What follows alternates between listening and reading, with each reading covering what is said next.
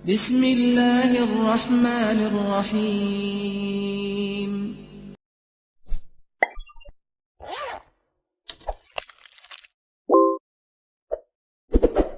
Khalid bin Walid, pernah dengar?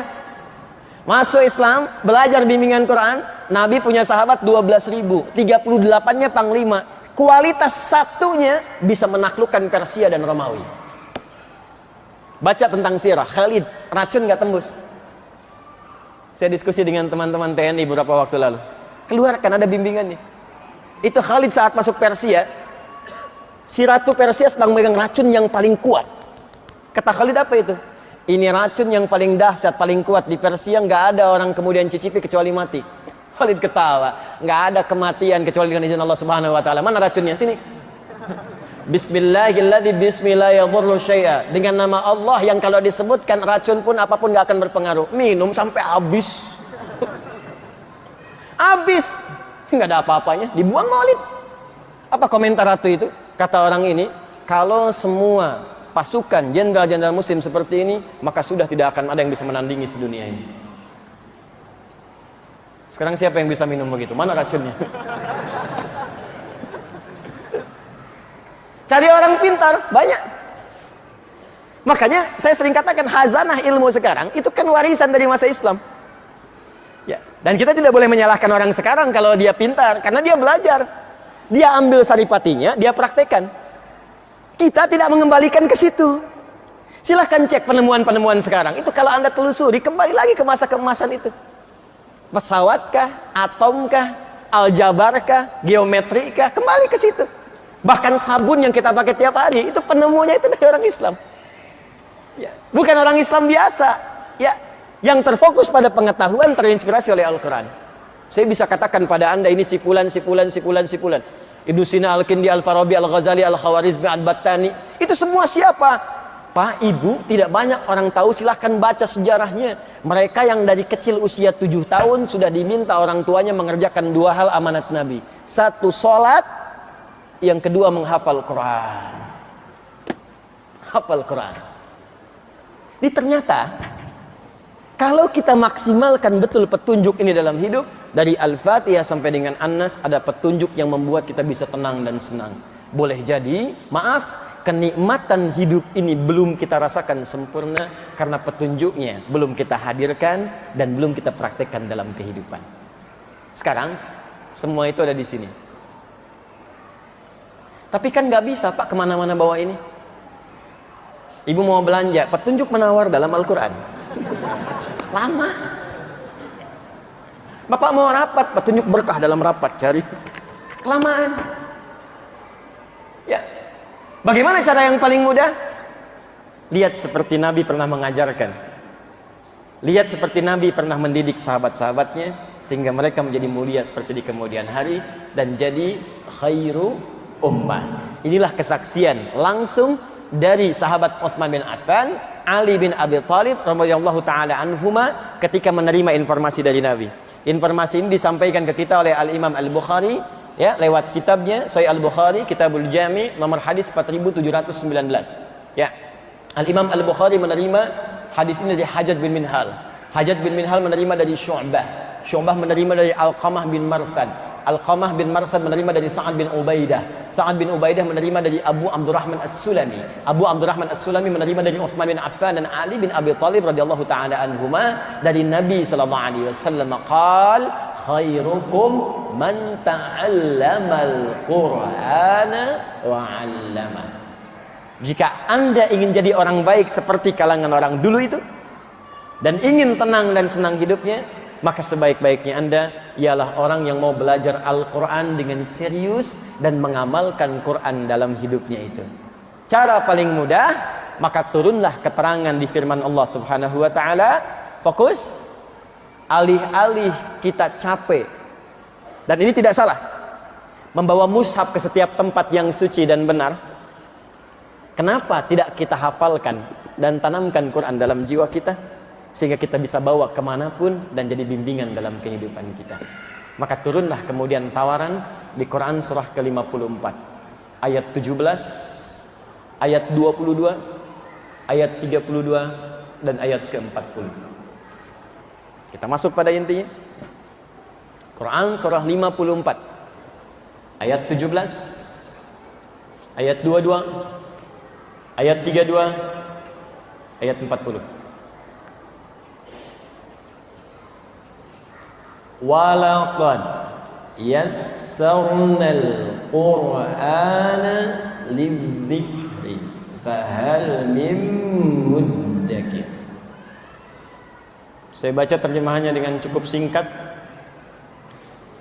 Dan sungguh mesti diyakini dengan segala keagunganku, kata Allah, aku telah jadikan Al-Quran, aku tetapkan mudah, sangat mudah untuk diingat, dihafalkan.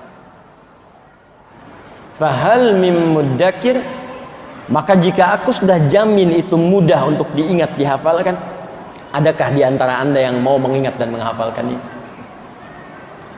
Ini tawaran dari Al-Quran.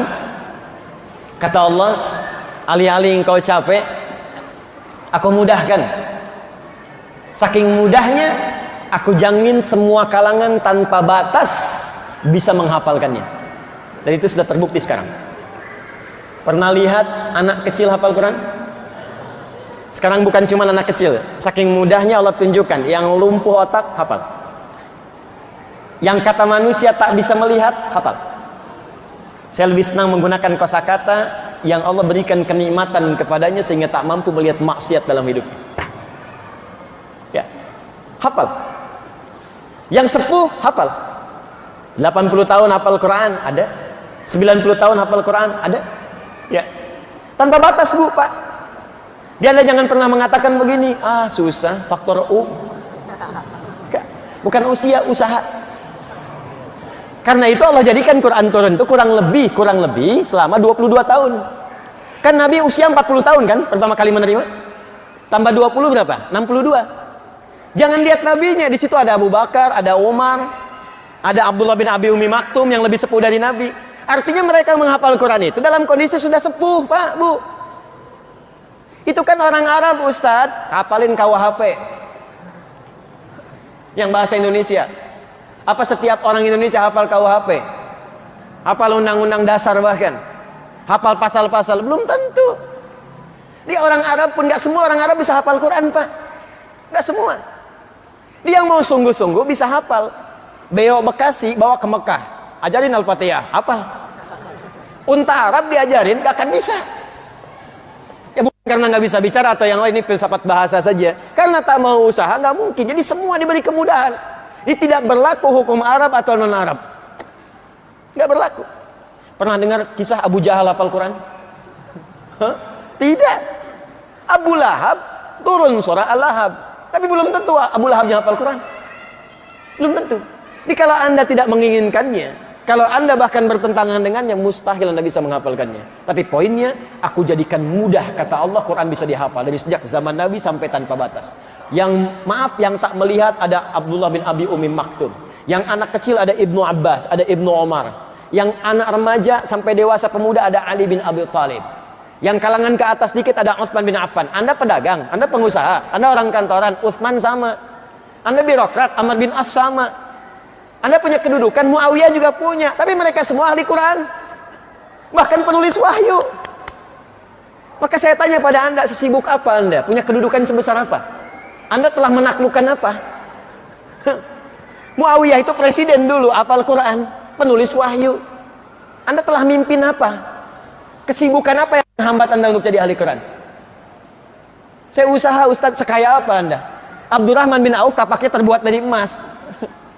Anda siapa? Mas Afsep, Mas Joni, Mas Cepi? Saya mau katakan bahwa Quran itu tanpa batas, Pak. Semudah-mudahnya. Mau pengusaha, maaf, mau diplomat, birokrat, punya kedudukan, mau ustadz, mau ibu rumah tangga, silahkan. Aku mudahkan semudah-mudahnya. Yakin? Siap? Nah, kalau sudah siap, kalau sudah komitmen, maka motivasi awalnya, kata Allah, mesti sesuai dengan tuntunan yang telah Allah tetapkan dalam Al-Quran. Jadi kalau Qurannya ingin jadi hudan, begini caranya. Karena nanti banyak orang menghafal Quran tapi nggak jadi hudan. Karena salah menghafal, Pak, Bu. Demi Allah saya katakan, tolong catat ini ya nasihat saya. Kalau Anda titipkan anak-anak Anda menghafal di tempat-tempat hafalan, termasuk di pesantren, tolong cek cara menghafalnya. Apakah jadi hudan atau tidak? Karena banyak sekarang orang yang hafal Quran, hafal surat-surat tertentu, tapi nggak jadi hudan dalam hidupnya. Penghafal Quran penipu, ada. Penghafal Quran preman, ada. Penghafal Quran pemalsu ayat, ada. Penghafal Quran tukang bolak-balik ayat, ada. Masa hafal kul huwallahu semua agama sama? Berarti suratnya nggak menjadi hudan dalam dirinya. Jadi ada banyak orang sekarang menghafal Quran, cuman caranya keliru, nggak jadi hudan.